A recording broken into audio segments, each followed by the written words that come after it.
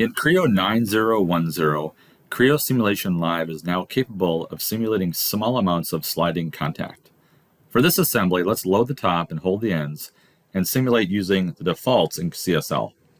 You'll notice in the results that Creo Simulation Live will bond the surfaces of the touching parts, and you'll get stresses which reflect these bonding contacts. Now let's change the connecting parts to contact. You can now notice that we've added a contact definition inside CSL where you can create contacts manually or automatically. Let's choose to connect the entire assembly automatically with no separation contacts. This will allow the parts to connect with these bolts in a way more like they are in a real physical test lab. After we click on the Simulate button one more time, you can now see that we have a different stress result. You'll see more of the higher stresses near the bolt and plate edges where it is connected.